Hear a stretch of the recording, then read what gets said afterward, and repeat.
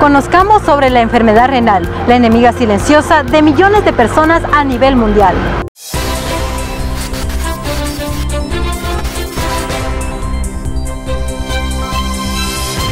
El día de hoy les envío una invitación acerca de las actividades de conmemoración del Día del Riñón que año con año se llevan a cabo por parte del Seguro Social.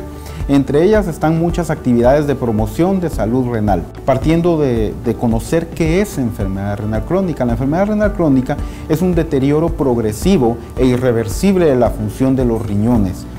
El apellido de crónico lo ponemos cuando el compromiso va más allá de 3 meses. A eso me refiero cuando digo crónico. Los marcadores de tasa de filtrado glomerular o de función del riñón se basan en la medición de creatinina. La creatinina es un marcador indirecto de cómo están trabajando nuestros riñones y orientan a saber cómo está la función del riñón. Sin embargo, en muchas etapas iniciales la creatinina todavía no se ha elevado, no se ha manifestado la enfermedad renal, pero ya existe un cambio anatómico y prácticamente ya hay un deterioro de la función de los riñones. ¿Dónde se puede ver eso? En enfermedades crónicas como la diabetes, como la presión, como infecciones de las vías urinarias a repetición, la litiasis renal, la enfermedad renal poliquística y por supuesto la nefropatía de causas no tradicionales como ocurre en los jóvenes de Costa Sur. Entonces, lejos de solamente confiarnos en estudios de laboratorio, debemos englobar el contexto de todo paciente diabético, de todo paciente hipertenso, para identificar si tiene o no fuga de proteínas, si tiene o no deterioro de la tasa de filtrado glomerular y en la medida de lo posible referirlo a un nefrólogo especialista. Es trabajo no solamente de los especialistas de nefrología, sino de todos los médicos de los diferentes tipos de atención. Énfasis en los médicos de atención primaria, que son los que tienen el primer contacto con nuestro paciente. Investiguemos proteinuria, investiguemos daño del riñón y refirámoslo con el nefrólogo de forma oportuna. Tenemos 5 estadios de enfermedad renal.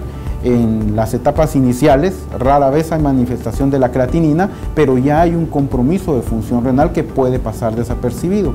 En etapas finales, como etapa 4 y 5, que es enfermedad renal crónica avanzada, es requerido incluso considerar terapias de reemplazo renal, como la diabetes, como la hemodiálisis o como la diálisis peritoneal automatizada o el trasplante renal.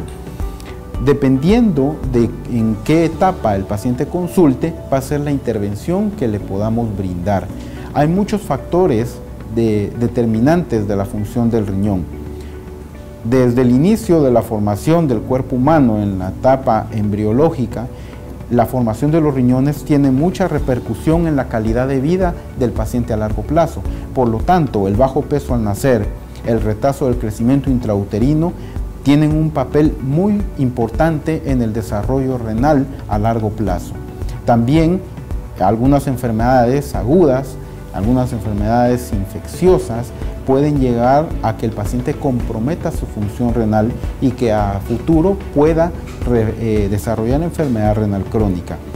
Entre los estadios de la enfermedad renal, nosotros intervenimos los nefrólogos, ya sea cómo prevenir que se deteriore más la tasa de filtrado glomerular o la función renal que se va deteriorando, hasta ofrecerle al paciente tipos de terapia de reemplazo renal. En el Seguro Social contamos con la hemodiálisis, que estamos velando porque pueda llegar a todas las partes de nuestra república.